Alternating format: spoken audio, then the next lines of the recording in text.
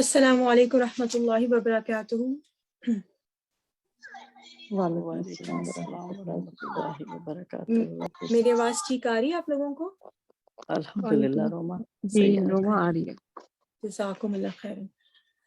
اعوذ باللہ من الشیطان الرجیم، بسم اللہ الرحمن الرحیم۔ اللہ اکبر اللہ اکبر اللہ اکبر، لا الہ الا اللہ واللہ اکبر اللہ اکبر وللہ الحمد، اللہ اکبر کبیرا والحمد للہ کثیرا وسبحان اللہ بکرۃ واصیلا، رب اشرح لی صدری ویسر لی امری واحلل عقدۃ من لسانی یفقهوا قولی۔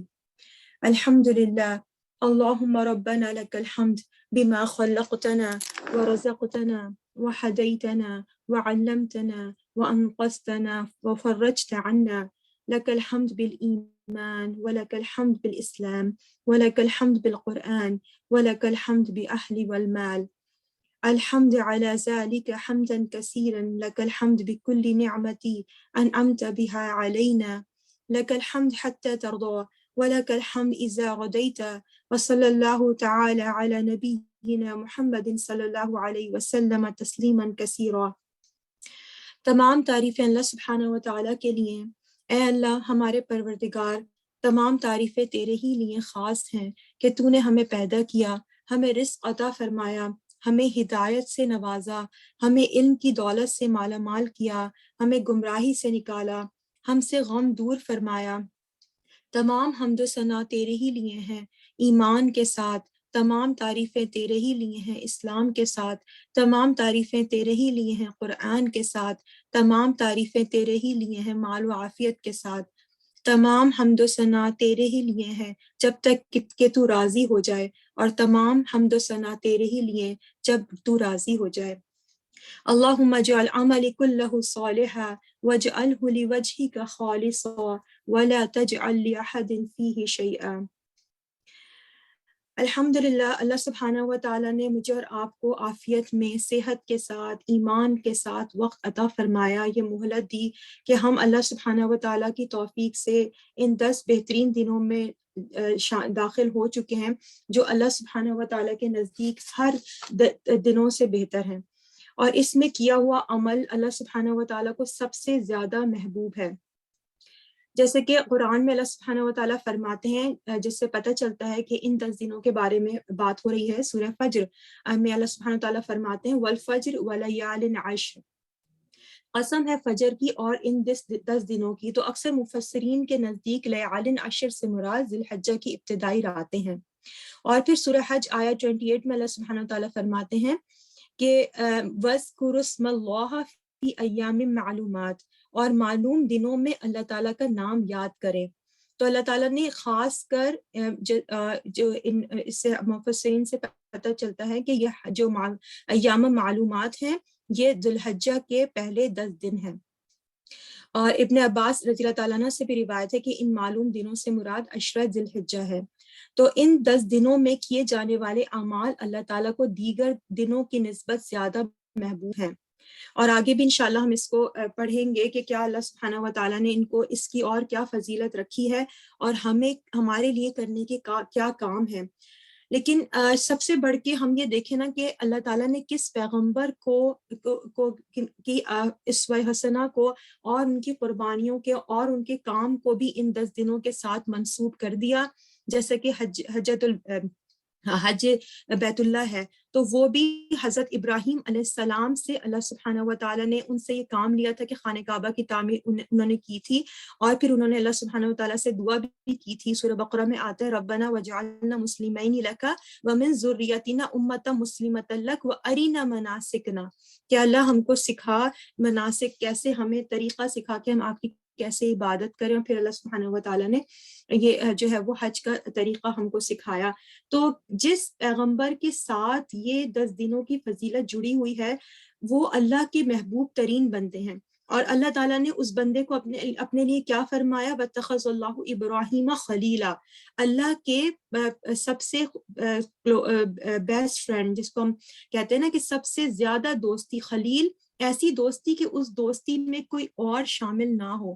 اللہ نے پوری کائنات میں سے ایک شخص کو اپنی دوستی کے لیے خاص کر لیا، تو کیا میں اور آپ نہیں چاہیں گے کہ ہم ان محبوب دنوں میں جو محبوب عمل کریں، اللہ کے محبوب بندے کو اسوہ حسنہ اور اس کی زندگی کے چند پہلوؤں کو سامنے رکھیں کہ کیا اس کا عمل تھا، کیا اس کی قربانیاں تھیں، کیا اس کی وفائیں تھیں اپنے محبوب کے ساتھ، کہ اللہ تعالیٰ نے ان کو اپنے لیے ان کو اپنا پسندیدہ بندہ اور ان کو خلیل اللہ بنا دیا۔ تو یہ بہت ضروری ہے۔ الحمدللہ ہم کام کرتے ہیں۔ آج آپ دیکھیں الحمدللہ سوشل میڈیا پہ تھنگس ٹو ڈو لسٹ اور واٹس ایپ میسیجز میں عشرہ ذی الحجہ میں کرنے کے کام، اور الحمدللہ اللہ تعالیٰ نے ہم میرے اور آپ کے لیے اس علم کو عام کر دیا، لیکن اس سے پہلے ہم ضرور اپنے اندر اس شخص کی بھی محبت پیدا کرنے کی کوشش کریں، اس شخص سے بھی محبت کریں جس کو اللہ تعالیٰ نے اپنا محبوب بنا لیا۔ تو اس کے لیے ہم قرآن میں جو اللہ سبحانہ و تعالیٰ سورہ انعام آیت نمبر 79 میں بہت خوبصورت طریقے سے ابراہیم علیہ السلام نے کس طرح سے اپنے آپ کو اللہ تعالیٰ کے لیے سبمٹ کر دیا تھا، فرمایا سورۃ الانعام آیت نمبر 79، انی وجہت وجہی للذی فطر السماوات والارض حنیفا وما انا من المشرکین، بے شک میں اپنا چہرہ اس ذات کی طرف کرتا ہوں جس نے آسمانوں اور زمینوں کو پیدا کیا اور میں شرک کرنے والوں میں سے نہیں۔ تو یہ کیا کہاں پر کیا کس نے فرمایا؟ ابراہیم علیہ السلام نے۔ اور پھر اللہ سبحانہ و تعالیٰ نے مزید آپ یہ دیکھیں توحید کی جو مکمل تعریف ہے وہ بھی ہمیں ابراہیم علیہ السلام کے عمل سے ہی ملتی ہے۔ سورہ انعام آیت نمبر 161 میں اللہ سبحانہ و تعالیٰ فرماتے ہیں قل اننی ہدانی ربی الی صراط مستقیم دینا قیما ملۃ ابراہیم حنیفا وما کان من المشرکین قل ان صلاتی ونسکی ومحیای ومماتی للہ رب العالمین لا شریک لہ وبذالک امرت وانا اول المسلمین، کہ مکمل تعریف توحید کی ان آیات سے مجھے اور آپ کو پتہ چلتا ہے، اور ایک مکمل ذات جس نے توحید کو اپنے اندر مکمل طور پہ راسخ کیا، اور پھر اللہ تعالیٰ نے کس طرح سے اس کی قربانیوں کے ذریعے اس کو اپنا محبوب بندہ بنایا، اور رہتی دنیا کر اس کا جو ہے وہ سچی ناموری اور ذکر خیر میرے اور آپ کے لیے چھوڑا، اور اس کے سوا حسنہ کو بھی کہ ہم اللہ کے محبوب بندے بننا چاہتے ہیں، اور ہمارا ایمان جب تک مکمل ہے ہی نہیں کہ جب تک کہ ہم اللہ کی ذات کو ہر کسی سے زیادہ محبوب نہ کر لیں، جیسے کہ نبی کریم صلی اللہ علیہ وسلم نے فرمایا نا کہ اس وقت تک ہمارا ایمان مکمل نہیں، کامل نہیں، جب تک کہ اللہ سبحانہ و تعالیٰ کی ذات اور رسول اللہ صلی اللہ علیہ وسلم ہمیں ہر چیز سے بڑھ کے عزیز نہ ہو جائیں۔ تو ہم الحمدللہ ہم ہر کوئی چاہتا ہے کہ ہمیں اللہ کی محبت ملے، اور ہم اللہ سے محبت کا دعویٰ بھی کرتے ہیں، لیکن یہ صرف محبت کو پانے کے لیے صرف دعووں سے کام نہیں چلے گا، ہمیں اس کے لیے کوشش کرنی ہے، نیت کرنی ہے کہ ہمیں اللہ کی محبت ملے، اس کی لگن لگانی ہے، شوق اپنے اندر پیدا کرنا ہے، فکر کرنی ہے، اور سب سے بڑھ کے قربانی دینی ہے، وہ قربانی جو اللہ کو مجھ سے اور آپ سے مطلوب ہے، وہ قربانی جس کا مقصد صرف اور صرف اللہ کے قریب آنا ہو۔ لیکن قربانی کس سے نکلا؟ قوف رابع، یعنی وہ قرب پانے کے لیے، اللہ کے قریب آنے کے لیے وہ عمل۔ اور پھر اس طرح میں اور آپ بھی اللہ سبحانہ و تعالیٰ کے محبوب بندوں میں شامل ہو سکتے ہیں جس طرح ابراہیم علیہ السلام ہوئے۔ تو یہ جو آیا ہے جو ابھی میں نے آپ کے سامنے پڑھی سورہ انعام آیا نمبر 161، یہ دراصل کیا ہے کہ نبی کریم صلی اللہ علیہ وسلم کو اللہ تعالیٰ نے جو بہت سارے انعام عطا فرمائے تھے، ان میں سے ایک انعام کیا تھا کہ اللہ تعالیٰ نے آپ کو ملت ابراہیمی پر قائم رہنے کے لیے کا حکم دیا تھا، اور یہ اللہ تعالیٰ نے اپنے سب سے جو مکمل ترین اتباع ہے وہ ابراہیم علیہ السلام کی ہے۔ نبی کریم صلی اللہ علیہ وسلم چونکہ اتباع ملت ابراہیم کو اس لیے آپ نے جو ہے وہ ان کی اتباع کی، اور پھر مجھے اور آپ کو بھی یہ حکم دیا گیا۔ حضرت ابن عباس رضی اللہ تعالیٰ عنہ سے مروی ہے کہ نبی کریم صلی اللہ علیہ وسلم سے پوچھا گیا کہ کون سا دین اللہ تعالیٰ کو زیادہ پسند ہے، ابن کثیر سے یہ روایت ہے، آپ صلی اللہ علیہ وسلم نے فرمایا ابراہیم حنیف کا دین، یعنی اللہ تعالیٰ نے نہ صرف ابراہیم علیہ السلام کی ذات کو پسند کیا بلکہ ان کے دین کو پسند کیا، اور ان کے دین کو پسند کیا کیونکہ وہ توحید کی مکمل مثال تھے۔ انہوں نے صرف اپنی قربانی اور اپنی نماز کو اللہ کے لیے خالص نہیں کیا، بلکہ انہوں نے اپنا جینا اور اپنا مرنا، زندگی کے ہر معاملے میں للہ رب العالمین کو سامنے رکھا۔ تو آپ یہ دیکھیں کہ الحمدللہ اللہ تعالیٰ نے مجھے اور آپ کو توفیق دی کہ ہم ان کی اسوہ حسنہ پڑھیں اور ہم اپنے کاموں کو اور اپنی عبادات کو اور اپنے معاملات کو بھی للہ رب العالمین کر لیں۔ اور پھر اور یہاں پر یہی بتایا گیا نا کہ اس آیت میں کہ اور فرمایا کہ اللہ تعالیٰ نے اللہ نے کہ کہا، آپ صلی اللہ علیہ وسلم سے کہا کہ کہہ دو کہ میری نماز، میری ساری عبادات، میرا جینا اور میرا مرنا سب رب العالمین کے لیے ہے۔ اور جیسا کہ فرمایا کہ اے نبی تم اپنے رب کی ہی نماز پڑھو اور اسی کے لیے قربانی کرو۔ اسی لیے آپ دیکھیں کہ جب نبی کریم صلی اللہ علیہ وسلم قربانی کرتے تھے زمانے حج کے موقع پہ، عمرہ کے موقع پہ قربانی کرتے ہوئے، تو آپ صلی اللہ علیہ وسلم کیا فرماتے تھے؟ آپ صلی اللہ علیہ وسلم نے بقرعید کے دن 2 دمبے ذبح کیے، اور جب آپ ذبح کر رہے تھے تو آپ نے وہی آیات پڑھی جو کہ اللہ سبحانہ و تعالیٰ نے سورہ انعام میں ابراہیم علیہ السلام کے لیے فرمایا، کیا انی وجہت وجہی للذی فطر السماوات والارض حنیفا وما انا من المشرکین ان صلاتی ونسکی ومحیای ومماتی للہ رب العالمین۔ تو اس سے کیا پتہ چلتا ہے؟ اس سے پتہ چلتا ہے کہ قربانی کا تعلق توحید سے ہے۔ توحید جتنا زیادہ میرے اور آپ کے اندر اللہ کی وحدانیت، اللہ کی پسندیدہ کاموں کی رغبت اور ایک رب کو راضی کرنے کی فکر ہوگی، اتنا زیادہ میری اور آپ کی نیک اعمال میں، ہماری قربانیوں میں اور ہمارے جو عبادات ہیں اس میں اتنا زیادہ اخلاص اور کوالٹی آئے گی۔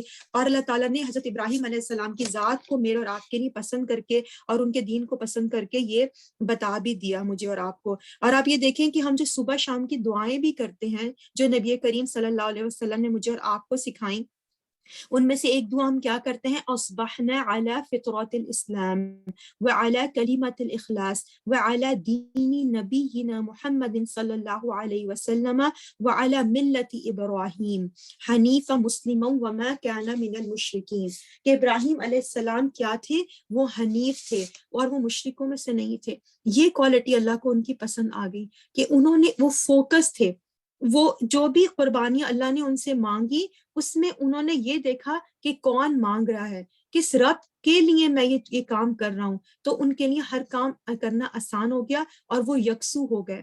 تو مجھے اور آپ کو بھی اپنی عبادات میں، اپنے جینے میں، اپنے مرنے میں ایک ذات کو سامنے رکھنا ہے، صرف اور صرف اللہ کی ذات۔ تو جب میں اور آپ بھی جا کے اپنے ہر کام کو للہ رب العالمین کے لیے کر سکتے ہیں۔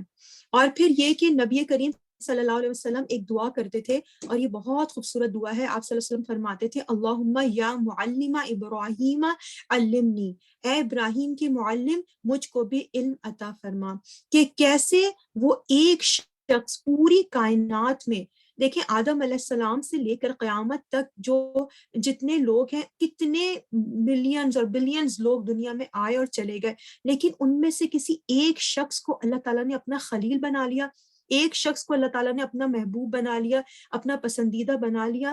تو کیا میں اور آپ نہیں چاہیں گے کہ جو اللہ نے ان کو سکھایا اللہ مجھ کو بھی سکھائے، تاکہ یہ کہ ہم بھی اپنی اس خوبصورت جو اللہ نے مجھے اور آپ کو دین اسلام عطا فرمایا، ہدایت عطا فرمائی، علم عطا فرمایا، اس سے بھرپور فائدہ اٹھا کے اپنے آپ کو بھی اللہ کی محبت کے لیے حاضر کریں۔ اور اس کے لیے ایک اور بہت خوبصورت دعا نبی کریم صلی اللہ علیہ وسلم نے مجھے اور آپ کو سکھائی، اللہم انی اسألک حبک وحب من یحبک وحب عملی یقربنی الی حبک، اے اللہ میں تجھ سے تیری محبت کا سوال کرتی ہوں اور اس کی محبت کا جو تجھ سے محبت کرے، اور اس عمل کی محبت کا جو مجھے تیری محبت کے قریب کر دے۔ کتنی خوبصورت یہ دعا ہے، مسند احمد کی روایت ہے، اس سے لی گئی ہے کہ ہم نے اس میں کیا کیا چیزیں اللہ سے مانگی اس دعا میں۔ سب سے پہلی چیز ہم نے مانگی اللہ کہ اللہ مجھے، میں آپ سے آپ کی محبت کا سوال کرتی ہوں، یعنی اللہ سے اس کی محبت مانگے۔ اور پھر اس کے بعد پھر جو لوگ اللہ سے محبت کرتے ہیں ان سے محبت مانگنا، چاہے تو کہ وہ لوگ گزر چکے ہیں جیسے کہ پیغمبر ہیں، انبیاء ہیں، صالحین ہیں، صحابہ رضی اللہ تعالیٰ عنہ ہیں، سلف صالحین جو اس سے پہلے گزر گئے۔ اور جیسے کہ ہم سورہ فاتحہ میں بھی دعا کرتے ہیں نا، اہدنا الصراط المستقیم صراط الذین انعمت علیہم، کہ اللہ ہم کو سیدھا راستہ دکھائیے، وہ راستہ جن کو ان لوگوں کا راستہ جن پر آپ نے انعام کیا۔ تو اللہ کے نام یافتہ، اللہ کے پسندیدہ بندے، تو ہم ان کی محبت مانگتے ہیں۔ اور پھر ہم اس چیز اور کیا اس دعا میں مانگتے ہیں، تیسری چیز کہ اللہ ہمیں ان کاموں کی محبت دے جو ہم کو اللہ سے قریب کر دیں. سبحان اللہ. یعنی اصل قربانی قرب سے نکلا ہے، تو وہ عمل جو کہ اللہ کے قریب آنے کے لیے اللہ تعالیٰ مجھ سے اور آپ سے چاہتا ہے کرنا، تو وہ مجھے اور آپ کو اللہ تعالیٰ توفیق دے اور ان محبوب کے لیے پسندیدہ چیز ہم اپنی قربان کریں. جیسا کہ ابراہیم علیہ السلام نے کیسی قربانیاں دی ہیں جو ہم پڑھیں گے انشاءاللہ آگے. تو محبوب کے لیے محبوب دنوں میں محبوب چیز کی قربانی کرنا اصل جو ہے وہ اسوا ابراہیمی کو فالو کرنا ہے. اور پھر یہ کہ اللہ سبحانہ و تعالیٰ بھی قرآن میں فرماتے ہیں کہ ابراہیم علیہ السلام کی اسوۃ الحسنہ کو فالو کیا جائے. سورہ ممتحنہ آیہ نمبر 4 میں اللہ تعالیٰ فرماتے ہیں قَدْ كَانَتْ لَكُمْ أُسْوَةٌ حَسَنَةٌ فِي إِبْرَاهِيمَ وَالَّذِينَ مَعَهُ، یقیناً تمہارے لیے ابراہیم اور ان لوگوں میں سے جو اس کے ساتھ ہیں بہترین نمونہ ہیں. یعنی آج ہم اور ہمارے رول ماڈلز کیا ہیں، آج ہم کس کی زندگی کو فالو کرنا چاہتے ہیں. آج اب دیکھیں کہ جب ہمیں اللہ کی کتاب کا علم نہیں ہوتا، ہمیں شعور نہیں ہوتا کہ اللہ نے اپنے لیے اللہ کے پسندیدہ بندے ہمیں ان کو فالو کرنا چاہیے، تو ہم دنیا میں بھی بہت سے لوگوں کو اپنے آئیڈیل بنا لیتے ہیں. وہ ہمارے رول ماڈلز ہوتے ہیں، ہمارے بچوں کے بھی رول ماڈل ہوتے ہیں، سیلیبریٹیز ہوتے ہیں، اسپورٹس جو کھیلتے ہیں وہ ہوتے ہیں اور بھی. لیکن کیا تو ہم یہ دیکھیں نا کہ وہ رول ماڈل جو میں نے اور آپ نے بنائے ہیں، کیا وہ اللہ کے پسندیدہ بندے ہیں؟ کیا میں اور آپ ان کے ساتھ قیامت کے دن اٹھائے جانے پسند کریں گے؟ کیا میں اور آپ چاہیں گے کہ قیامت کے بعد میں اور آپ ان کے ساتھ جنت میں ہوں؟ کیا یہ شیورٹی ہے کہ وہ ہوں؟ ہمیں نہیں پتا جو ہم دنیا میں رول ماڈلز بناتے ہیں. لیکن ابراہیم علیہ السلام کو رول ماڈل بنانا اور ان کی اسوہ حسنہ کو فالو کرنا، ان کے فٹ اسٹیپس کی پیروی کرنا، جو کہ اللہ سبحانہ و تعالیٰ نے ان کے جو ہے وہ رکھ بھی دیا. مطلب جو ہم ٹینجیبل بھی آپ دیکھیں نا، مقام ابراہیم کو اللہ تعالیٰ نے کہا ہے نا کہ مصلی بنا لو، تو اللہ تعالیٰ نے ان کے جو ہے وہ آثار اور ان کے قدم میرے اور آپ کے لیے چھوڑ بھی دیے کہ تم اس کی پیروی کرو، اور یہی سیدھا راستہ ہے اور یہی تمہیں اللہ کی محبت کی طرف لے کے جائے گا. سبحان اللہ. تو میں اور آپ چاہیں گے کہ ہم ابراہیم علیہ السلام کے ساتھ جنت میں ہوں. اور جب نبی کریم صلی اللہ علیہ وسلم جب معراج پہ گئے تھے تو آپ نے کہاں کیا دیکھا تھا؟ بیت معمور کے ساتھ آپ ٹیک لگائے ابراہیم علیہ السلام بیٹھے ہوئے تھے، اور آپ کی شکل جو تھی بہت زیادہ مشابہ کر رہی تھی نبی کریم صلی اللہ علیہ وسلم سے. تو آپ دیکھیں کہ دنیا میں جو کام آپ نے کیا، بیت اللہ کی تعمیر کو اللہ تعالیٰ نے آپ کو یہ شرف دیا کہ آپ نے اپنے بیٹے کے ساتھ اسماعیل علیہ السلام کے ساتھ وہ تعمیر کی اور اس جگہ کو آباد کیا آپ کے پورے خاندان نے. اور پھر آپ دیکھیں وہی کام وہ اسی کے ساتھ آپ ٹیک لگائے وہاں بیٹھے. تو میں اور آپ کیا نہیں چاہیں گے کہ مجھے اور آپ کو بھی جنت میں وہی مقام ملے، انہی کا ساتھ ملے، جو کہ ہم سورہ فاتحہ میں دعا بھی کرتے ہیں اہدنا الصراط المستقیم. تو ضروری کیا ہے اب میرے اور آپ کے لیے کہ ہم ان کی اسوہ حسنہ کی پیروی کریں، ہم ان کے فٹ اسٹیپس کو فالو کریں، ہم ان کے جو عمل کو اللہ تعالیٰ نے پریزرو کر دیا قرآن میں مختلف جگہوں پہ، اس میں اپنے لیے پوائنٹس ڈھونڈیں کہ میں کیسے اس وقت جو اللہ نے مجھے عمر دی ہے، جو وقت دیا ہے، اسی میں مجھے اللہ کا پسندیدہ بندوں میں شامل ہونا ہے، اسی میں مجھے اللہ کے محبوب بندوں میں شامل ہونا ہے. تو میں کیا کروں؟ وہ کیا ایسا عمل ہے؟ اور سب سے بڑھ کے جو ہم ابراہیم علیہ السلام کی زندگی سے سیکھتے ہیں کیسے اللہ تعالیٰ نے ان کو خلیل اللہ بنایا، تو کیا تھا وہ ان کا توحید پر قائم ہو جانا. کہ توحید کی ایک خوبصورت مثال ابراہیم علیہ السلام کی ہے کہ اور یہ خوبصورت اور یہ جو انہوں نے کر کے دکھایا اپنے عمل کے ذریعے، دیٹ لیڈس ٹو حنیفہ مسلم وما کان من المشرکین. اللہ تعالیٰ نے ان کو بار بار جب بھی ان کا نام آتا ہے تو حنیفہ آتا ہے، یعنی یکسو ہو کر.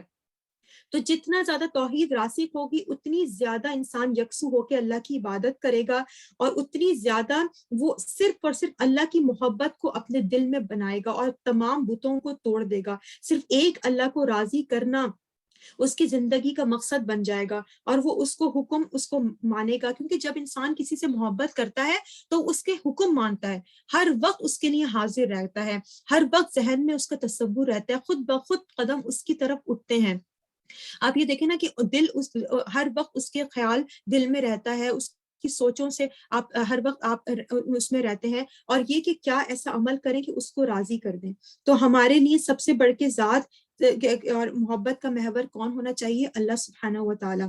تو پھر ہم ابراہیم علیہ السلام کی ذات سے یہی سیکھتے ہیں. اور پھر آج آپ دیکھیں نا کہ آج کے دور میں ایک طرف فوکس ہونا کتنا ضروری ہے. آج ڈسٹریکشن اتنی زیادہ ہے. سب سے بڑا مسئلہ آج کا میرا اور آپ کے لیے اور ہمارے بچوں کے لیے کیا ہے؟ How to stay focus.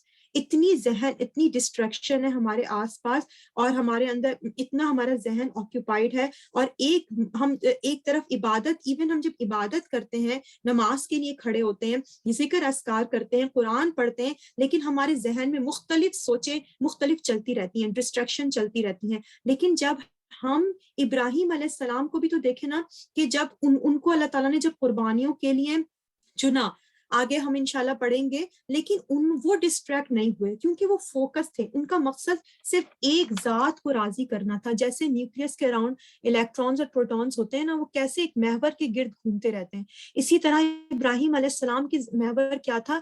اللہ کو راضی کرنا، ایک اللہ کی عبادت کرنا. تو کسی چیز نے ان کو ڈسٹریکٹ نہیں کیا.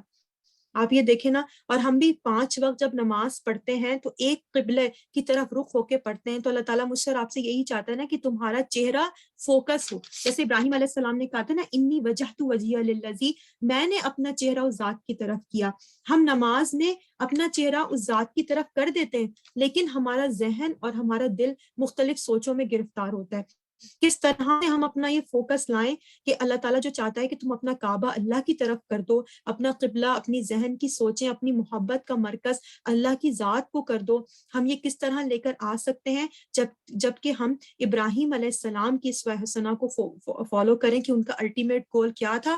کہ میرا رب مجھ سے راضی ہو جائے. ہر امتحان میں، ہر آزمائش پہ فوکس کیا تھا؟ اللہ کی ذات. نہ باپ، نہ قوم، نہ بیوی، نہ بچے، کوئی ڈسٹریکشن نہیں بن سکے. کیوں؟ کیونکہ انہیں قلب سلیم ملا تھا.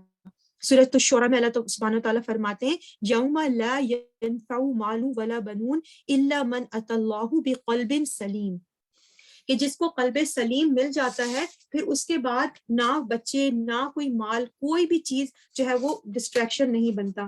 تو یہی ہم مثال اور یہی جو ہے وہ ہم سیکھیں گے ابراہیم علیہ السلام کی ذات سے، کہ ابراہیم علیہ السلام کہ جب اسوہ حسنہ کا ہم جائزہ لیتے ہیں تو ہم دیکھتے ہیں کہ امتحانات پہ امتحانات، قربانیوں پہ قربانیاں اللہ تعالیٰ نے ان سے مانگی. سورہ بقرہ آیا 124 میں اللہ تعالیٰ فرماتے ہیں، وَإِذَا ابْتَلَىٰ إِبْرَاهِيمَ رَبُّهُ بِكَلِمَاتٍ فَأَتَمَّهُنَّ، کہ اللہ تعالیٰ نے جب ابراہیم علیہ السلام کو چند کلمات سے آزمایا، اور آپ کو پتہ یہ چند کلمات بڑی بڑی قربانیاں تھیں. یہ کوئی ہم اور آپ سے تصور کرتے ہیں نا تو ہمارے ذہن میں یہ بات آ ہی نہیں سکتی کہ ایسا کیسے ہو سکتا ہے کہ کوئی بندہ یہ سب جو ہے وہ قربان کر دے. لیکن اللہ نے ان کو چن لیا تھا. تو پھر ان سے کیا ہوا؟ اب آزمائشوں کا سلسلہ شروع ہوا. تو انہوں نے کیا کیا؟ فَأَتَمَّهُنْ، پورا کا پورا کر کے دکھایا. اور پھر اس کے بعد کیا ہے؟ انی جاعلک للناس اماما. تو جب اللہ تعالیٰ قربانیوں کے بعد، آزمائشوں کے بعد جب پورا اترے، پھر اللہ تعالیٰ نے کہا اب میں تمہیں امام بنانے والا ہوں. یعنی امامت ملی، اور جو ہے وہ اس کی پھر یہ نتیجہ تھا، یہ انعامات تھے ان قربانیوں کا. اور پھر اللہ تعالیٰ نے ابراہیم علیہ السلام سے جب بھی کہا وَإِذْ قَالَ لَهُ رَبُّهُ أَسْلِمْ، اور جب اس کے رب نے کہا کہ تو سبمٹ ہو جا، اپنے آپ کو میرے حوالے کر دے. اسلم تو کیا ہوتا ہے؟ سبمیشن، کہ بالکل اپنا آپ اللہ کے حوالے کر دینا. تو ابراہیم علیہ السلام نے کیا کہا؟ قال اسلمت لرب العالمین، کہ میں نے اپنا آپ اللہ کے حوالے کر دیا. یہ اسلم تو کہنا اتنا آسان نہیں ہے. آج میں اور آپ کے لیے بھی دن اور رات میں دیکھیں کتنی موقع ایسے آتے ہیں جب ہمیں لگتا ہے کہ یہ میک سینس نہیں کر رہا، ایسا کیوں ہو رہا ہے، وائی می، میرے ساتھ ہی کیوں ہے. کسی کے ساتھ کوئی پرابلم، بچوں کے ساتھ ہے، بیماری ہے، ازدواجی زندگی میں، یا کوئی اور مسئلے ہیں ہماری زندگی میں، ہم اپنے آپ کو سبمٹ نہیں کرتے. حالانکہ اللہ تعالیٰ مجھ سے اور آپ سے کہتا ہے یا ایھا الذین آمنوا ادخلوا فی السلم کافہ، دین میں پورے کے پورے داخل ہو جاؤ. لیکن ہم ایسا نہیں کرتے. ہم جہاں ہماری مرضی ہوتی ہے، جو کام ہمیں آسان لگتا ہے وہ ہم کر لیتے ہیں، جو کام ہمیں مشکل لگتا ہے وہ ہم کہتے ہیں او یہ تو بہت مشکل ہے، ایسا تو ہو ہی نہیں سکتا. تو پھر اگر ہم ابراہیم علیہ السلام کی اسوہ حسنہ پہ دیکھیں تو انہوں نے کیا کیا تھا؟ انہوں نے اپنی جینا اور مرنا اللہ کے لیے کر دیا تھا. تو آج آپ دیکھیں پھر اللہ تعالیٰ نے ان کو کیا کہا؟ سورہ نساء 125 میں وَاتَّخَذَ وَاتَّخَذَ اللَّهُ إِبْرَاهِيمَ خَلِيلًا کہ ابراہیم نے اللہ تعالیٰ نے ابراہیم کو اپنا خلیل بنا لیا. تو دوستی محبت قربانی مانگتی ہے. آج اب دیکھیں، آج بھی آپ کسی بہت جو ہم سمجھتے ہیں کہ دنیا میں بہت کوئی ایسا شخص ہے جس کو ہم لوگ اپ ٹو کرتے ہیں، ہم چاہتے ہیں کہ ہمیں اس کی دوستی ملے. ایک دنیا کے انسان کی معمولی سی دوستی کے لیے مجھے اور آپ کو قربانی دینی پڑتی ہے، تو کیا اللہ کی دوستی بغیر کوئی پرائس پے کیے اور بغیر اپنی خواہشات نفس کو چھوڑے اور بغیر کوئی قربانی دیے مجھے اور آپ کو مل جائے؟ ایسا کیسے ہو سکتا ہے؟ تو ہم یہ دیکھیں کہ ابراہیم علیہ السلام کی ذات میں کیا کچھ انہوں نے ایسا کیا، اللہ تعالیٰ نے ان سے کیا مانگا، انہوں نے کیا کیا، میرے اور آپ کے لیے کیا لیسن ہے اس کے لیے اس میں، اور پھر یہ کہ ہم کس طرح سے جو ہے وہ ہم اپنے لیے ان کی زندگی سے کیا سیکھیں. تو یہاں پر جو ہے وہ یہی بتایا گیا. تو سب سے پہلے آپ یہ دیکھیں کہ ابراہیم علیہ السلام کو سورہ نحل آیا 121 میں اللہ تعالیٰ نے ابراہیم علیہ السلام کو جو چنا تھا، ان کی کوالٹی کیا تھی؟ اللہ تعالیٰ فرماتے ہیں شاکر لانعمی، وہ شکر گزار تھا، وہ قدردان تھا ہماری نعمتوں کا. سبحان اللہ. دیکھیں قرآن میں ابراہیم علیہ السلام کو اللہ تعالیٰ نے جب بھی قرآن میں ابراہیم علیہ السلام کا ذکر کیا ہے بہت ساری کوالٹیز اور ٹائٹلز کے ساتھ، کیونکہ جب انسان جس سے محبت کرتا ہے نا، خود بخود اس کے اندر اس کے جذبات اور احساسات اس کی باتوں میں آ جاتے ہیں. تو ابراہیم علیہ السلام کا جب بھی ذکر اللہ تعالیٰ نے قرآن میں کیا مختلف خوبصورت ٹائٹل کے ساتھ، اور جیسے کہ ہم اپنے بچوں سے جب بہت زیادہ کسی سے بچوں سے بھی یا کسی سے محبت کرتے ہیں، اکثر آپ دیکھیں رشتوں کو بھی آپ آنی جانی بولتے ہیں، کوئی اپنے بھائی کو جان بولتا ہے، کوئی اپنے بچوں کو بہت سویٹ ہارٹ، اور کوئی بہت سارے نام لیتے ہیں. تو وہ نام ہماری زبان پہ کب آتے ہیں؟ جب ہمارے دل میں ان کی محبت ہوتی ہے اور وہ جذبات اتنے بڑھ جاتے ہیں کہ اب ہم ان کو خوبصورت ناموں سے پکارتے ہیں. تو اللہ تعالیٰ قرآن میں ابراہیم علیہ السلام کو بہت خوبصورت ناموں سے پکارتے ہیں، اور ایک ان کا نام کیا ہے کہ وہ قدردان تھا میری نعمتوں کا. کیا ابراہیم علیہ السلام کو نعمتیں ملی تھی؟ آپ دیکھیں کہ انہوں نے تو کچھ کھویا، مطلب پانے کے لیے، اللہ کی محبت پانے کے لیے انہوں نے تو قربانیاں دی. پہلے تو اپنے باپ کے اپنا گھر چھوڑا، اپنی قوم چھوڑا، اپنے بچہ چھوڑا، اپنی بیوی چھوڑا، یعنی ہر چیز تو انہوں نے دے ہی دی تھی. تو ملا کیا تھا؟ لیکن یہی قلب سلیم کی نشانی ہے کہ جو آپ کے پاس ہو وہ میرا نہیں، وہ میرے رب کا ہے، اور جب رب پکارے تو فوراً اس کے حوالے کر دینا.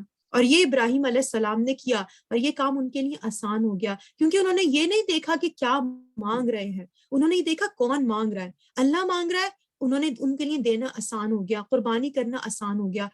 میرے اور آپ کے لیے کوئی چیز گیو اپ کرنا کیوں مشکل ہوتا ہے؟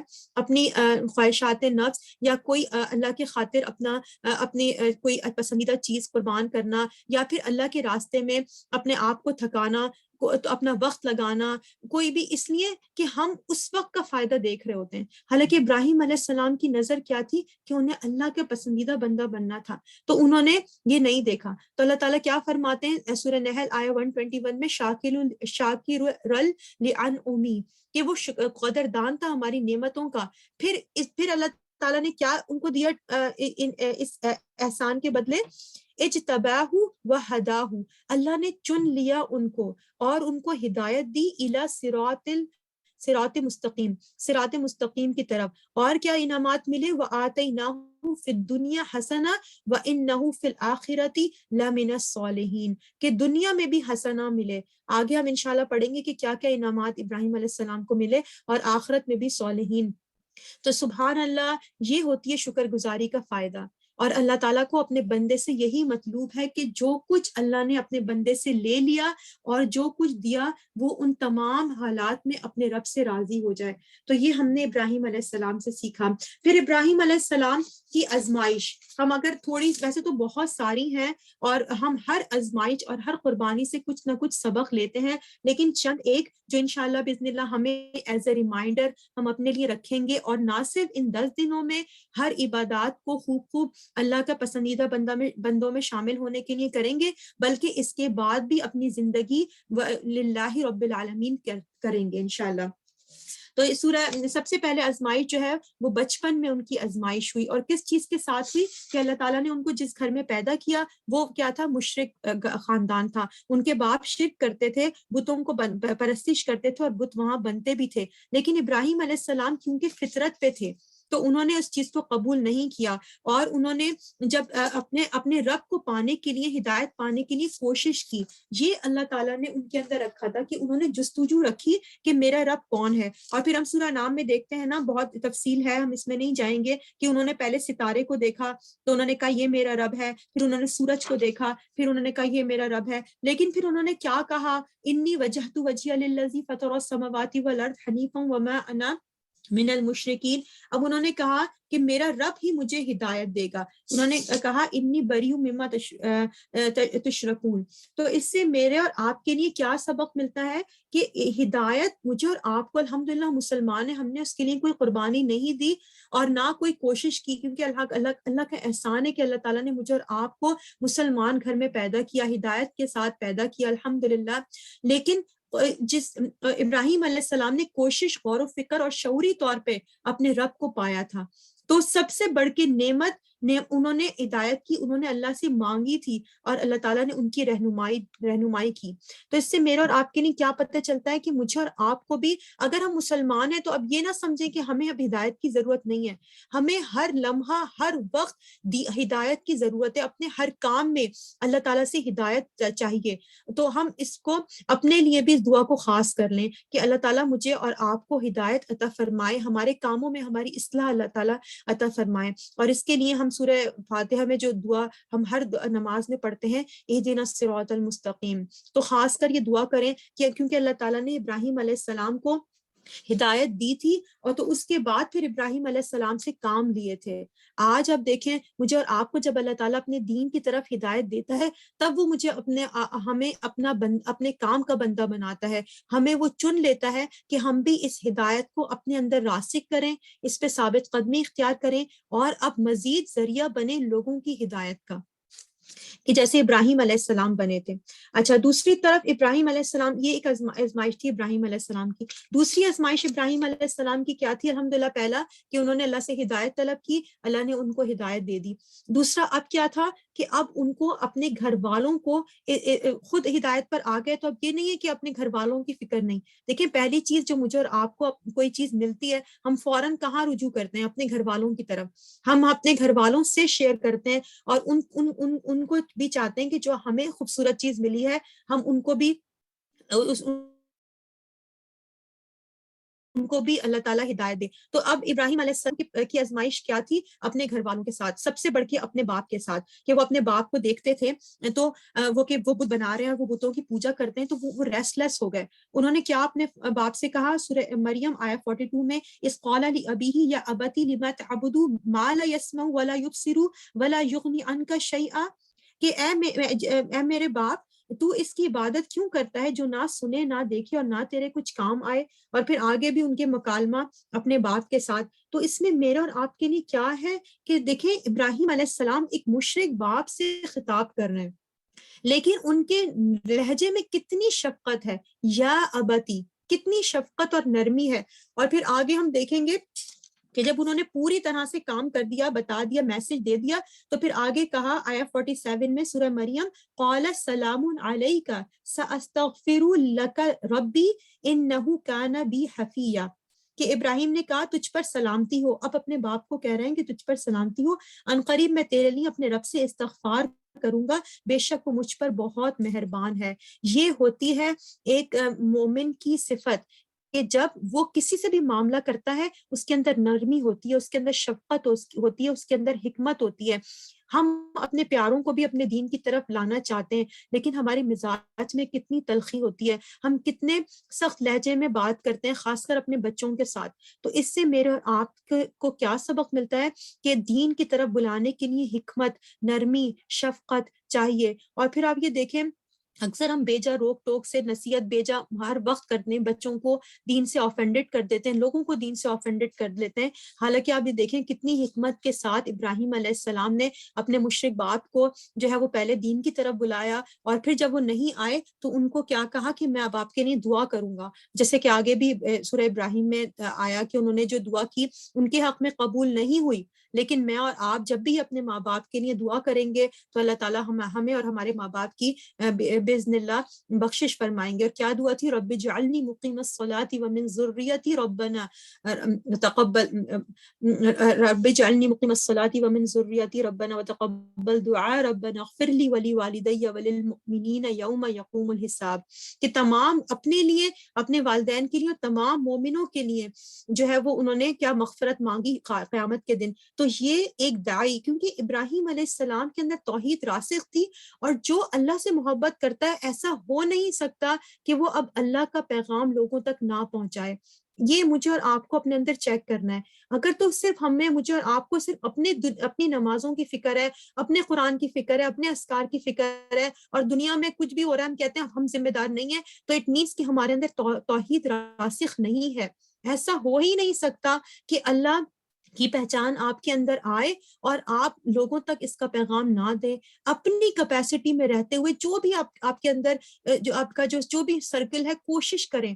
کیونکہ ابراہیم علیہ السلام کی اسوہ حسنہ سے میں نے اور آپ نے یہی چیز سیکھا کہ جب ان کو ہدایت ملی انہوں نے اس کو اپنے حد تک نہیں رکھی بلکہ اپنے گھر والوں سے شروع کی، جیسے کہ ہم نے سورہ مریم میں پڑھا، اور پھر اس کے بعد گھر والوں کے بعد کیا ہے، اپنے قوم کے لوگوں تک، اور یہ بھی ان کے لیے بہت بڑی آزمائش تھی۔ سورہ انبیاء آیہ نمبر 50 سورہ انبیاء آیہ نمبر 52 میں آتا ہے، جیسے کہ ہم نے پڑھا نا، ابراہیم علیہ السلام کیا فرماتے ہیں اپنے قوم کے لوگوں سے، اذ قال لأبیہ وقومہ ما ہذہ التماثیل التی انتم لہا عاکفون، جب اس نے اپنے باپ اور اپنی قوم سے کہا یہ کیا مورتیاں ہیں جن کے لیے تم بنے بیٹھے ہو، اور یہ بہت بڑا مکالمہ ہے سورہ انبیاء میں کہ انہوں نے کہا کہ تم یہ کیا کر رہے ہو، یہ تم کس کی عبادت کر رہے ہو، یہ تم کیوں ان کی پوجا کرتے ہو۔ تو دیکھیں ایک شخص ہے، پوری قوم ایک طرف ہے، لیکن کتنا کانفیڈنس ہے کہ میں حق پر ہوں، اور جو حق پر ہوتا ہے نا وہ گھبراتا نہیں ہے۔ یہ بھی ایک نشانی ہوتی ہے، جو حق پر ہوتا ہے، جس کے اندر توحید راسخ ہوتی ہے نا، وہ اس کو بے خوف کر دیتی ہے ہر طرح کے خطروں سے، کیونکہ اس کا رب اس کے ساتھ ہے اور اس کو پتہ ہے میں حق پر ہوں۔ اور ابراہیم علیہ السلام کی اسوہ حسنہ سے میں اور آپ یہی سیکھتے ہیں کہ ایک شخص کو اللہ تعالیٰ نے ملت کہا، ایک شخص کا کو اللہ تعالیٰ نے کہا دین ابراہیم، حالانکہ وہ ایک شخص تھے۔ آج ہم کہتے ہیں کہ فلاں ہمارے ساتھ ہوگا، اتنے لوگ ہمارے ساتھ ہوں گے تو ہم دین کی بات کریں گے۔ ہمیں حالانکہ وسائل نہیں دیکھنے، لوگوں کو نہیں دیکھنا، ہمیں دیکھنا ہمارا رب ہمارے ساتھ ہے الحمدللہ، اور آپ نکل پڑیں۔ تو یہ چیز ہم کس سے سیکھتے ہیں؟ ابراہیم علیہ السلام سے۔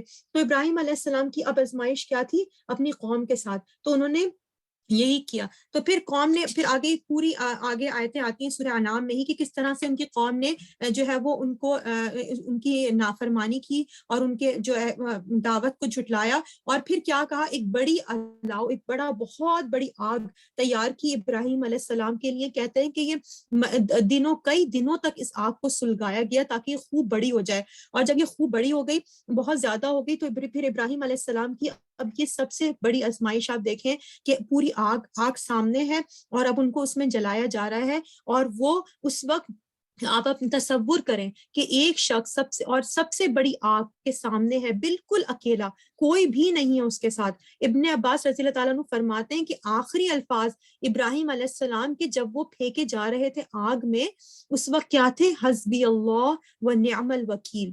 اس سے پہلے جبریل علیہ السلام ان کے پاس آئے اور ان سے کہا کہ آپ کو مدد چاہیے۔ اس کے علاوہ بھی جتنی بھی مخلوق اور بھی جو چرند پرند جو وہ تھے جانور، وہ سب ابراہیم علیہ السلام کے لیے آگ بجھانے میں کی فکر کر رہے تھے، کیونکہ ان کو پتا تھا ہر مخلوق جو ہے نا وہ اللہ کی فرما بردار ہے، اور ان کو پتا ہے کہ یہ بندہ توحید پر ہے، تو ہر کوئی ابراہیم علیہ السلام کے ساتھ تھا۔ لیکن ابراہیم علیہ السلام نے وسائل کو نہیں دیکھا، انہوں نے کیا کہا کہ اس کے ذریعے سے مجھے میرے رب کو راضی کرنا ہے۔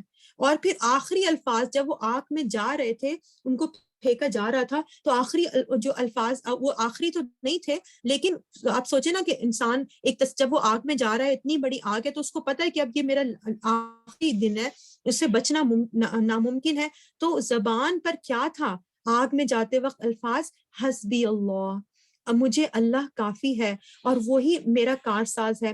تو آپ دیکھیں کہ اللہ تعالیٰ نے کس طرح سے اس آگ کو کیا کہا، سورہ انبیاء آیت 69، قُلْنَا يَا نَارُ كُونِي بَرْدًا وَسَلَامًا عَلَىٰ ابراہیم، ہم نے کہا اے آگ تو ابراہیم پر ٹھنڈی اور سلامتی والی ہو جا۔ سبحان اللہ، یہ میریکل ہوتے ہیں اس بات کے کہ جب ہم کہتے ہیں کہ اللہ میرے لیے کافی ہے۔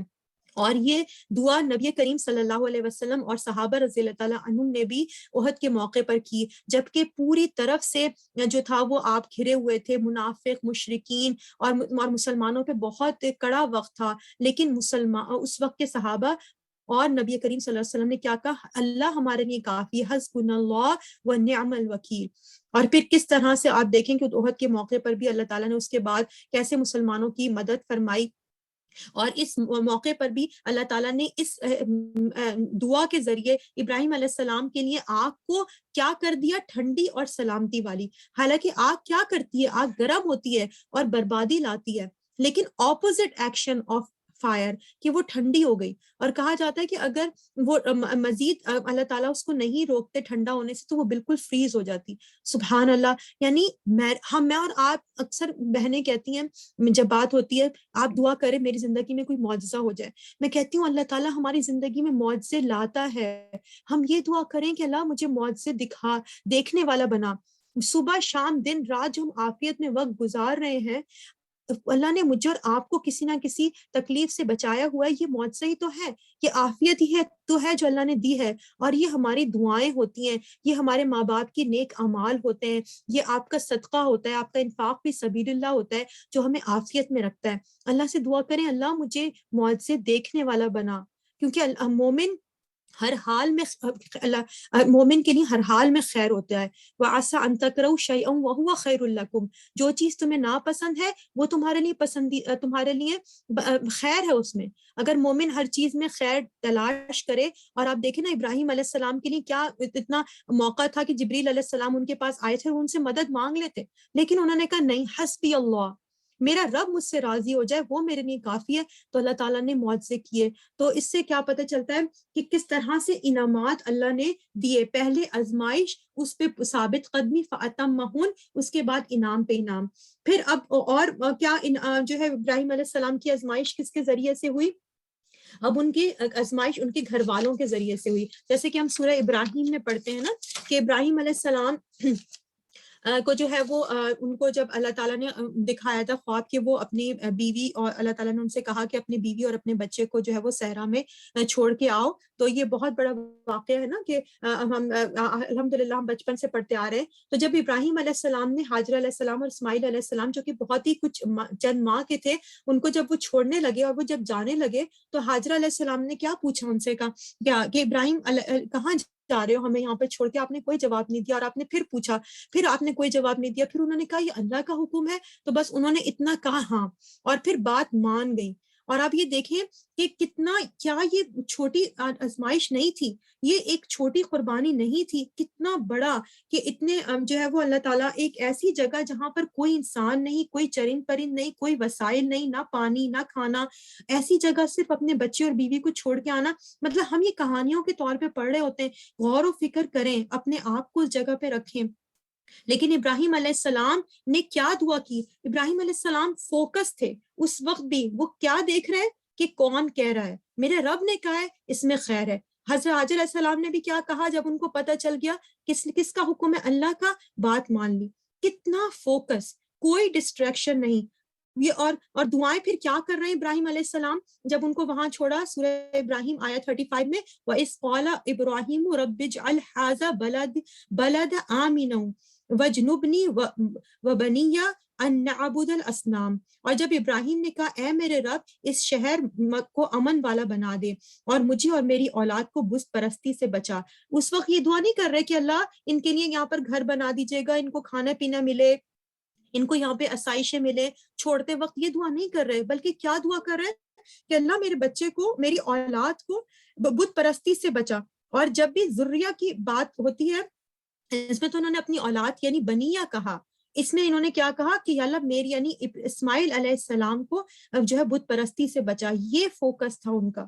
اور پھر آگے مزید انہوں نے کیا دعا کی اللہ تعالیٰ سے، ربنا انی اسکنت من ذریتی بواد غیر ذی زرع عند بیتک المحرم ربنا لیقیم الصلاة فاجعل افئدة من الناس تہوی الیہم وارزقہم من الثمرات لعلہم یشکرون. سورہ ابراہیم آیت 37. اے ہمارے رب، بے شک میں نے اپنی کچھ اولاد کو ایک بے زراعت وادی میں بسائی ہے تیرے محترم گھر کعبے کے پاس، اے ہمارے رب تاکہ وہ نماز قائم کریں. چنانچہ تو بعض لوگوں کے دل ان کی طرف مائل ہونے والے کر دے اور انہیں ہر قسم کے پھلوں سے رزق عطا کر تاکہ وہ تیرے شکر ادا کریں. سبحان اللہ. دیکھیں ابراہیم علیہ السلام چھوڑ کے جا رہے ہیں اور کیا دعا کر رہے ہیں کہ اللہ بت پرستی سے بچا، اور کیا دعا کر رہے ہیں کہ یا اللہ میں جہاں چھوڑ کے جا رہا ہوں یہاں پر کچھ بھی نہیں ہے زراعت، لیکن تو میری اولاد کو اپنا نماز قائم کرنے والا بنا. اور سبحان اللہ، اور جو اب اور لوگوں کو ان کی طرف مائل کر دے. یعنی ابھی بھی ان کی دنیاوی چیزوں کی فکر نہیں ہے، ابھی بھی یہ فکر نہیں ہے کہ کھانا پینا گھر مل جائے، کپڑا مل جائے، اور جو ہے وہ یہاں پہ کہا کہ اللہ ان کو بت پرستی سے بچا اور ان کو نماز قائم کرنے والا بنا. سبحان اللہ. اور ان کی بیوی کا بھی یہی تھا کہ اللہ کا حکم ہے تو انہوں نے اس کو مان لیا. تو یہ ہوتے ماں باپ. جتنا فوکسڈ ماں باپ ہوں گے اتنے فوکس بچے ہوں گے. ایک گول، ایک مقصد ہے کہ رب کا حکم ہے سمعنا واطعنا فاتمہن کر دیا. تو اب آپ دیکھیں کہ جو ہے وہ اللہ تعالیٰ نے کس طرح سے ان کو آگے اسی جگہ کو آپ دیکھیں کس طرح سے اللہ تعالیٰ نے خیر و برکت والی جگہ بنائی، اور وہ ابراہیم علیہ السلام ہی کی دعا. پھر مزید ابراہیم علیہ السلام کی اور جو آزمائش ہم دیکھتے ہیں سورہ صافات میں کہ ابراہیم علیہ السلام کل مرتبہ آتا ہے روایات میں کہ 4 مرتبہ ابراہیم علیہ السلام جو ہے وہ اسماعیل علیہ السلام سے ملے تھے، کل 4 مرتبہ. تو زیادہ تر اسماعیل علیہ السلام کس نے کہاں پرورش پائی تھی؟ ہاجرہ علیہ السلام کے ساتھ. اور حاجرہ علیہ السلام آپ دیکھیں جب وہاں پر آ کر آباد ہوئی تھی وہاں پر کوئی آبادی نہیں تھی.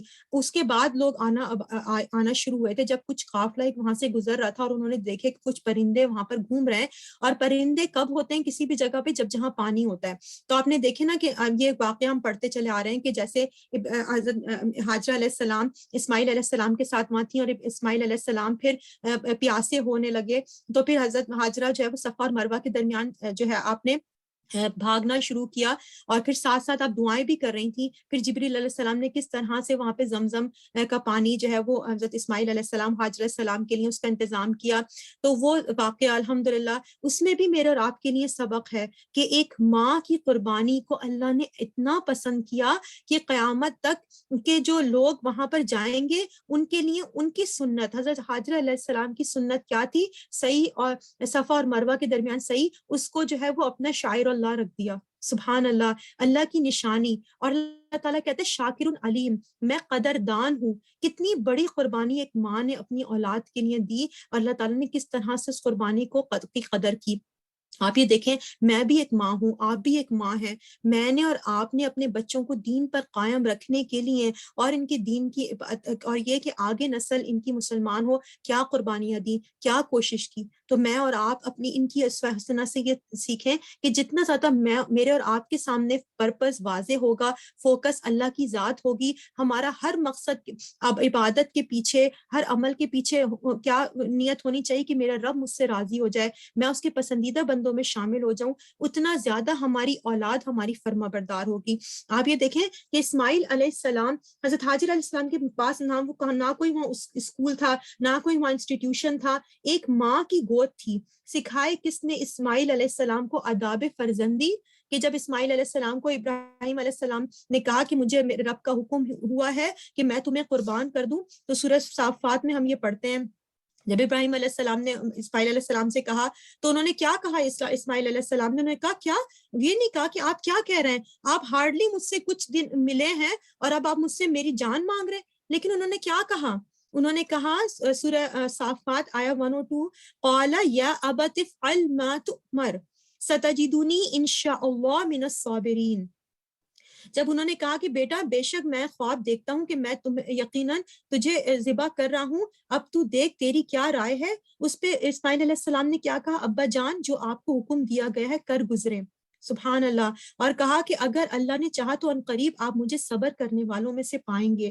پھر اللہ تعالیٰ نے کہا پھر سبحان، تو اس سے کیا پتہ چلتا ہے، اس سے یہ پتہ چلتا ہے کہ جتنا زیادہ میں اور آپ آخرت پر فوکس ہوں گے، جتنا زیادہ میرا اور آپ کا سینٹر آف لائف، ہمارا جو ہے وہ مرکز اللہ کی ذات، اللہ کی محبت، اللہ کے کو راضی کرنے کے لیے عمل ہوگا اور اس کے لیے قربانی ہوگی، تو ہماری ساری وفائیں، ہماری ساری جو وہ ہے وہ سب اللہ کے لیے ہوں گی، اور ہم کوئی بھی قربانی دیتے وقت اللہ سے دریغ نہیں کریں گے، تو اللہ کے لیے ہم پیچھے نہیں ہٹیں گے۔ اور آپ یہ دیکھیں کہ یہ تو سلسلہ مزید آگے بھی چلا تھا، تو پھر اس سے پھر آگے جو ہے نا وہ یہ اللہ تعالیٰ نے اس طرح سے ان کی آزمائش کی تھی، اور پھر انعامات کیا ملے تھے ان کو کہ پھر اسماعیل علیہ السلام کے ساتھ اللہ تعالیٰ نے ان کو یہ شرف دیا کہ دونوں باپ بیٹوں نے جو ہے وہ کعبہ کی تعمیر کی۔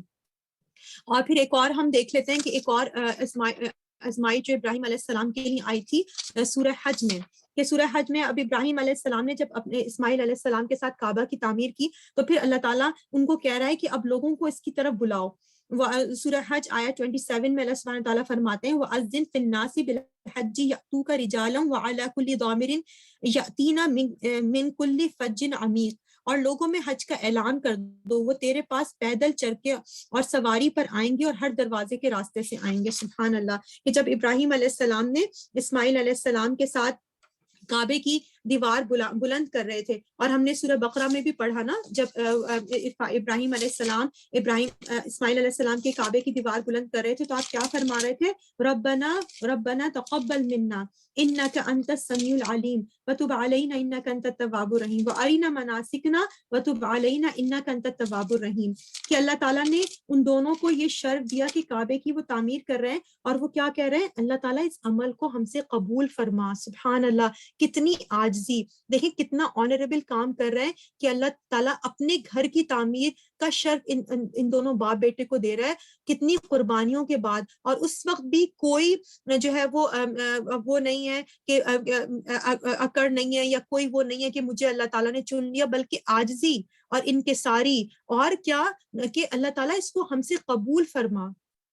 اور پھر آگے دعا بھی کی ہے کہ اس کو جو کعبے کی تعمیر ہے وہ کرتے ہوئے انہوں نے کیا دعا کی، ربنا وابعث فیہم رسولا منہم یتلو علیہم آیاتک، کہ اللہ تعالیٰ ان میں سے ایک رسول اٹھا جو کہ انہی میں سے ہوں، اور وہ تیری آیات کی تلاوت، یتلو علیہم آیاتی کا تلاوت کرے۔ اور پھر نبی کریم صلی اللہ علیہ وسلم حضرت ابراہیم علیہ السلام کی دعا ہیں، سبحان اللہ۔ پھر سورہ آل عمران آیت 33 میں اللہ تعالیٰ فرماتے ہیں ان اللہ اصطفیٰ آدم و نوح و آل ابراہیم و آل عمران علی العالمین، کہ اللہ تعالیٰ نے ابراہیم علیہ السلام کے خاندان کو تمام جہانوں کے خاندانوں پہ چن لیا۔ آپ یہ دیکھیں نا کہ کتنے خاندان پوری دنیا میں آئے، قیامت تک آتے رہیں گے، لیکن ان میں سے پوری ایک فیملی کو اللہ نے چنا، ابراہیم علیہ السلام، کیونکہ ہر شخص فوکس تھا، ہر شخص کا مرکز کیا تھا، اللہ کی ذات، توحید ان کے اندر راسخ تھی۔ تو کس طرح سے انعامات پہ انعامات، سچی ناموری، ابراہیم علیہ السلام نے اللہ سے دعا بھی کی تھی، ربی حبلی حکما والحقنی بالصالحین واجعل لی لسان صدق فی الآخرین، یا اللہ بات کے رہنے والوں میں میری سچی ناموری رکھنا۔ اور میں اور آپ دیکھتے ہیں کہ ابراہیم علیہ السلام کو جتنے سب زیادہ ادیان ابراہیم علیہ السلام کو مانتے ہیں، کوئی اور کسی اور پیغمبر کو نہیں مانتے۔ اس کے علاوہ درود ابراہیمی جو ہم پڑھتے ہیں ہر نماز میں، ابراہیم علیہ السلام کا نام پوری دنیا میں لیا جاتا ہے، کیونکہ مختلف وقتوں میں مختلف جو ہے وہ موقع اوقات میں نماز پڑھی جاتی ہے۔ پھر یہ کہ کعبہ کی جو تعمیر ہوئی وہ ابراہیم علیہ السلام، اور جو جگہ وہاں آباد ہوئے وہ ابراہیم علیہ السلام کے خاندان سے آباد ہوئے، اور بھی کتنی زیادہ جو ناموری، کہ آج آپ دیکھیں کہ ابراہیم علیہ السلام کو گزرے ہزاروں سال ہو گئے، اور آج میں اور آپ ابراہیم علیہ السلام کو ایسے یاد کر رہے ہیں، اور ان کی محبت ہمارے دلوں میں اتنی زیادہ ہے۔ یہ کس وجہ سے ہوتی ہے، یہ کیسے ہوتی ہے، کس طرح اللہ تعالیٰ کسی بندے کو اتنا زیادہ محبوب کر کے جو ہے وہ اس کا ذکر خیر باقی رکھتا ہے صرف اور صرف اخلاص، توحید پر جم جانا، کہ جب انہوں نے کہا اللہ اکبر اللہ اکبر، اللہ سب سے بڑا ہے، تو اللہ کو انہوں نے سب سے بڑھ کے دکھایا، خواہشات سے بڑھ کے، اولاد کی محبت سے بڑھ کے، بیوی کی محبت سے بڑھ کے، باپ کی محبت سے بڑھ کے، قوم کی محبت سے بڑھ کے انہوں نے واقعی اللہ اکبر کر کے دکھایا۔ تو ہمیں ان کی زندگی سے بہت زیادہ اسباق ہمارے لیے ہیں۔ اللہ سے بس یہ دعا کریں کہ اللہ تعالیٰ مجھے اور آپ کو کوئی بھی ایسا عمل کرنے کی توفیق عطا فرما کہ میں اور آپ بھی اللہ تعالیٰ کے محبوب بندوں میں شامل ہو جائیں، کیونکہ یہ جو اللہ تعالیٰ نے کہا نا، دیکھیں ہم دعا بھی کرتے ہیں، جیسے یوسف علیہ السلام نے کیا دعا کی، فاطر السماوات والارض انت ولی فی الدنیا والآخرہ، کہ اللہ تعالیٰ تو ہی میرا دوست ہے دنیا اور آخرت میں۔ اور ہم بھی اللہ کے دوست بننا چاہتے ہیں، ہم چاہتے ہیں نا، کیونکہ یہ دوستی کو نا ہمیں ارن کرنا ہے، ہمیں قربانیاں دینی ہے، تب جا کے ہم کو جو ہے یہ ملے گا۔ اور ہم چاہتے بھی ہیں کہ ہم جو زندگی اللہ نے دی ہے وہ اللہ ہی کی دی ہوئی ہے، تمام نعمتیں اللہ ہی کی دی ہوئی ہیں، تو کیوں نہ پھر ہم اللہ کو ویسے ہی محبت اس سے کریں جو کہ اس کی محبت کا حق ہے۔ تو الحمدللہ ابراہیم علیہ السلام کی زندگی سے ہم نے یہ سیکھا، اور پھر یہ کہ عشرہ ذی الحجہ جو الحمدللہ ہمیں یہ ملا ہے، اس کی بھی تھوڑی ہم فضیلت دیکھ لیتے ہیں، کہ سب سے بڑھ کے دیکھیں اللہ سبحانہ و تعالیٰ کا بہت بڑا احسان ہوتا ہے کہ وہ ہمیں کچھ موقع ایسے دے دیتا ہے ہماری زندگی میں کہ تھوڑے عمل ہے اور فائدے بہت ہیں، جیسے کہ لیلۃ القدر۔ لیلۃ القدر کو اللہ تعالیٰ کیا فرماتے ہیں، انا انزلناہ فی لیلۃ القدر وما ادراک ما لیلۃ القدر لیلۃ القدر خیر من الف شہر، کہ ایک رات 1000 مہینوں کی عبادت سے بہتر ہے، یعنی کچھ گھنٹوں کی عبادت ایسی ہے کہ جیسے آپ نے 1000 مہینوں کی عبادت کی۔ اسی طرح جو ہے وہ محرم کے جو عشرہ محرم وہ جو ہے اس کی بھی فضیلت ہے۔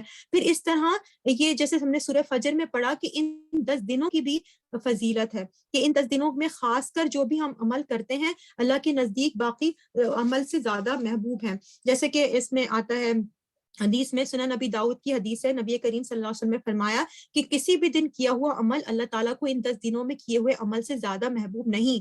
تو ان صحابہ رضی اللہ تعالیٰ عنہ نے پوچھا، اے اللہ کے رسول صلی اللہ علیہ وسلم، جہاد فی سبیل اللہ بھی نہیں؟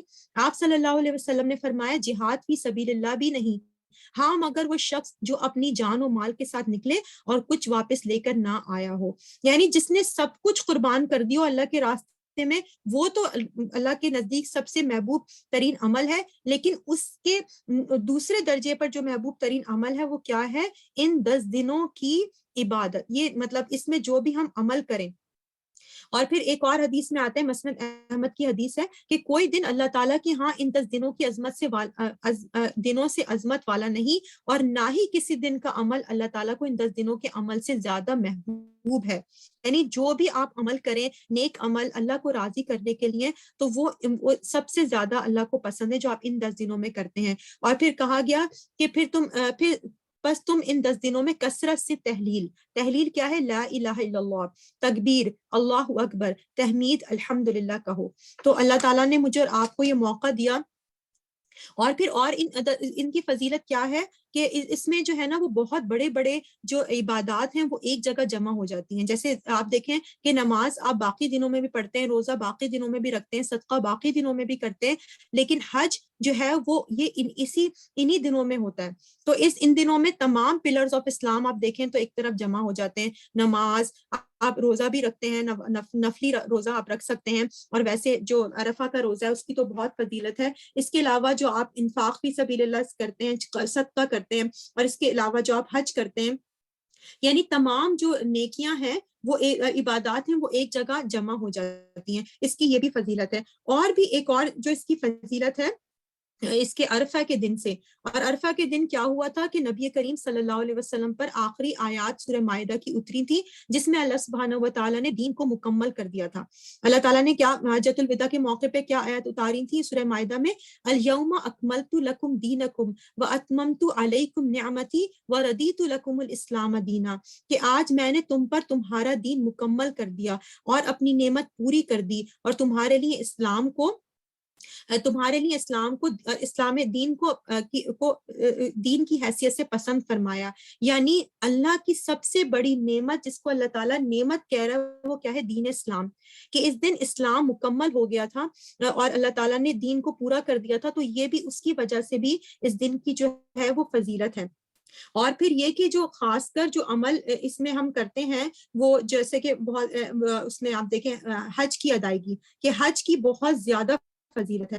کہ جیسے نبی کریم صلی اللہ علیہ وسلم نے فرمایا کہ جس نے اللہ تعالیٰ کی رضا کے لیے حج کیا اور اس دوران کوئی بےہودہ یا گناہ نہ کیا، وہ حج کر کے اس دن کی طرح گناہوں سے پاک لوٹے گا جس طرح اس کی ماں نے اسے گناہوں سے پاک جنا تھا. یعنی اس طرح کا جو ہے وہ حج کا ہے کہ حج سے کیا ہوتا ہے کہ تمام گناہ معاف ہو جاتے ہیں.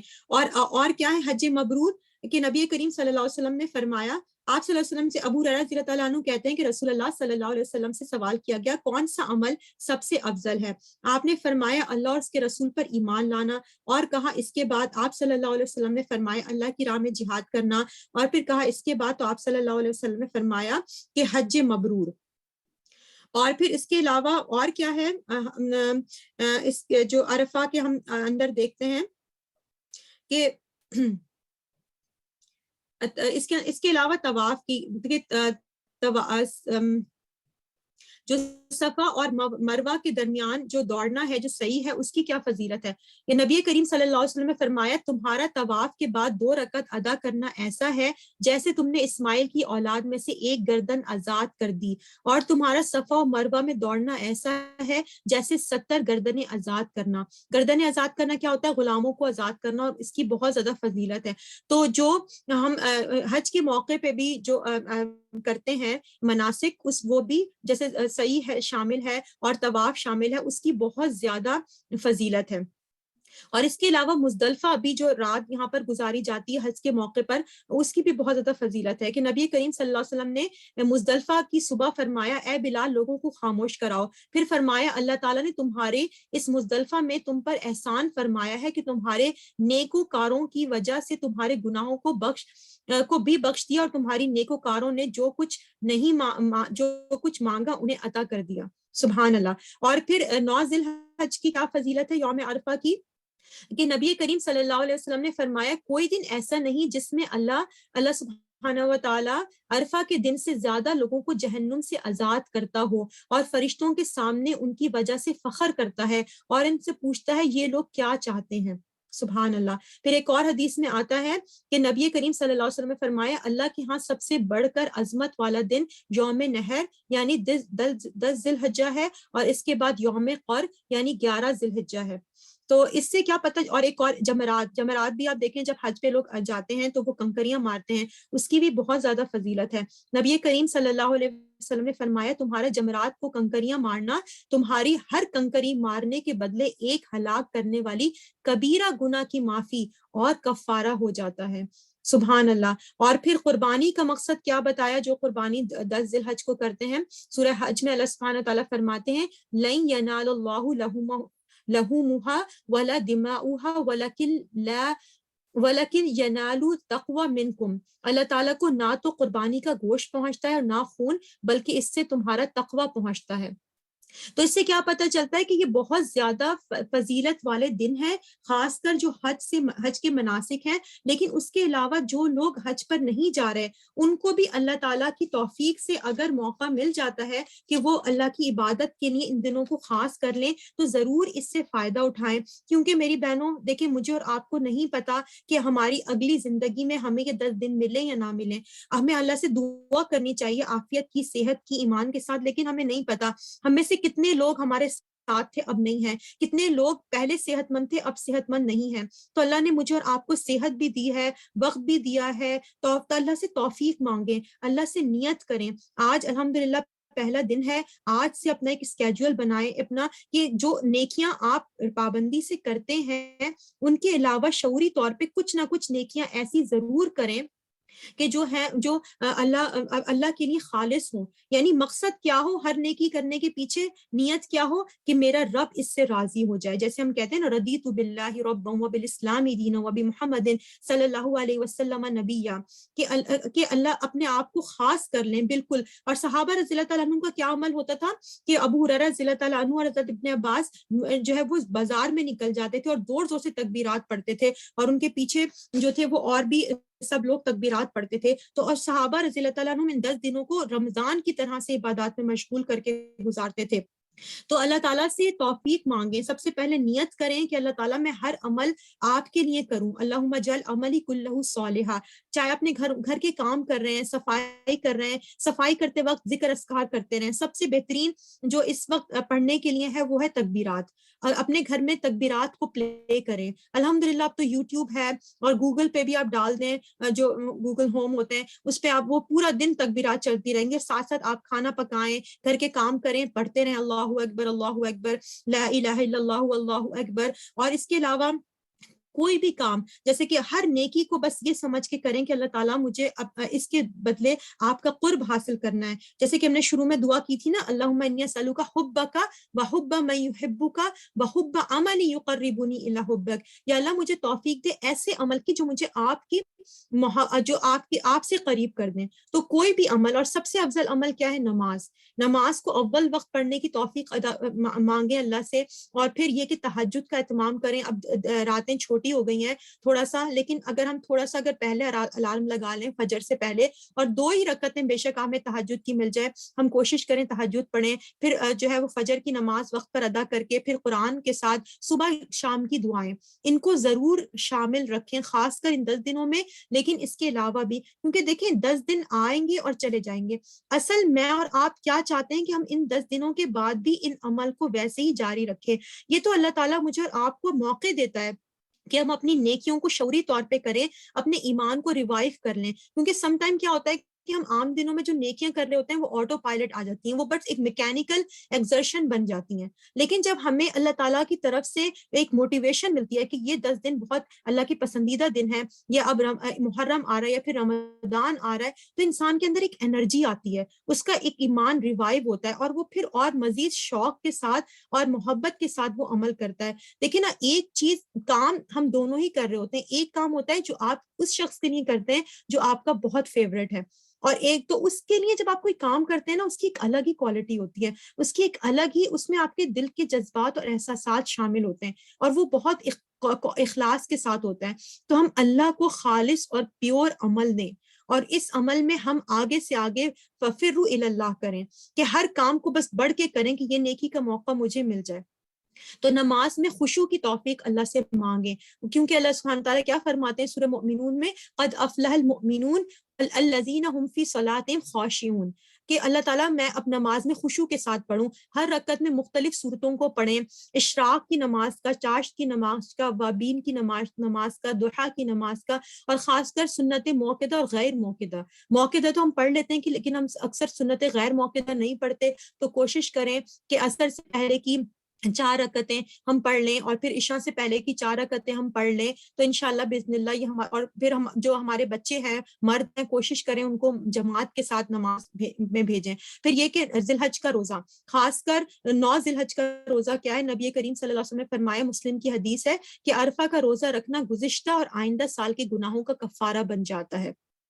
تو کوشش کریں انشاءاللہ باذن اللہ. الحمدللہ جمعے کے دن باذن اللہ یہ آ رہا ہے، تو کوشش کر کے ہم جمعے کا روزہ رکھیں. پھر یہ کہ پیر اور جمعرات کا روزہ اللہ کی توفیق سے جو رکھیں، اور روزہ نہ بھی رکھیں تو پھر یہ کہ اگر کوئی روزہ نہ رکھ سکیں تو عرفہ کا روزہ تو خاص کر خود بھی رکھیں، اور اپنے تمام گھر والوں کو، بچوں کو بھی اس کی ترغیب دیں. پھر یہ کہ قرآن کی کثرت سے تلاوت کریں، نئی صورتوں کو میمورائز کرنے کی کوشش کریں.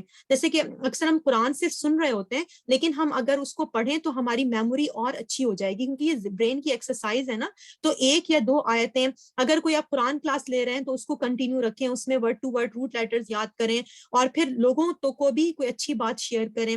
اور پھر ذکر اذکار، خاص کر صبح شام کی دعائیں استغفار، زیادہ سے زیادہ استغفار کریں، اور پھر یہ کہ درود شریف بہت زیادہ پڑھیں، اور جو ہے وہ صبح شام کی دعاؤں کو اپنے شامل رکھیں، اور لا الہ الا اللہ، اللہ اکبر، سبحان اللہ، الحمدللہ، اور پھر یہ کہ چیریٹی کوئی نہ کوئی ضرور اپنا نا الگ سے کچھ پیسے نکالیں، اور ہر دن کوشش کریں کہ کچھ نہ کچھ چیریٹی کرے. اگر ہر دن نہ ہو سکے تو اپنے گھر میں ایک باکس بنا کے اس میں کچھ ڈالتے رہیں، اور پھر جب مسجد جانا ہو تو وہ دے دیں، یا پھر ای ٹرانسفر بھی الحمدللہ اب تو بہت آسان ہو گیا ہے.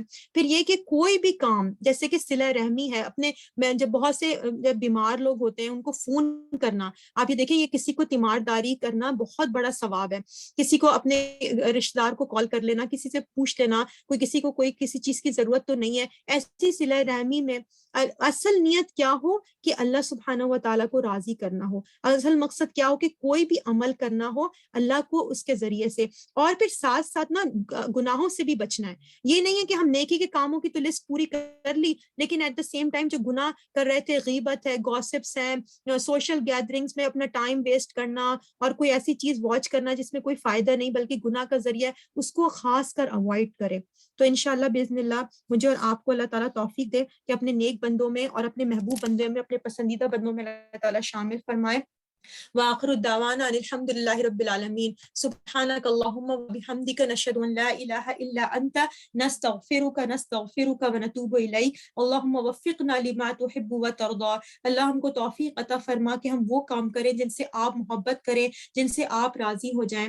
اللهم إنا نسألك حبك وحب من يحبك وحب عمل يقربني إلى حبك. اے اللہ ہمیں اپنی محبت عطا فرمائیے. اللہ تعالیٰ ہمیں ان کی محبت عطا فرمائیے جن سے آپ محبت کریں. اللہ تعالیٰ ہمیں ان کاموں کی محبت عطا فرمائیے جن سے آپ راضی ہو جائیں، جن کو کرنے سے ہم آپ کے قریب ہو جائیں. اللہم انی اسألک الفعل الخیرات وترک المنکرات وحب المساکین وان تغفر لی وترحمنی وإذا أردت فتنة في قومي فتوفني غير مفتون وأسألك حبك وحب من يحبك وحب عمل يقربني إلى حبك. اور خاص کر مغفرت کی دعائیں سب کے لیے، کل مومنین، کل مسلمین کے لیے، اپنے آباء و اجداد کے لیے، اپنے گھر والوں کے لیے، سب کے لیے مغفرت کی دعا. اللہم اغفر لحینا ومیتنا وصغیرنا وکبیرنا وذکرنا وانسانا وشاہدنا وغائبنا.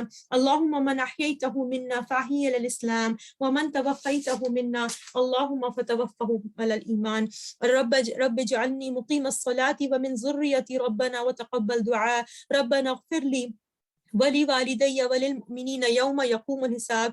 ربنا واجعلنا مسلمين لك ومن ذريتنا أمة مسلمة لك وأرنا مناسكنا وتب علينا إنك أنت التواب الرحيم. ربنا تقبل منا إنك أنت السميع العليم وتب علينا إنك أنت التواب الرحيم. وصلى الله تعالى على خير خلقه محمد وعلى آله وصحبه أجمعين وبرحمتك يا أرحم الراحمين آمين يا رب العالمين. السلام علیکم ورحمۃ اللہ وبرکاتہ.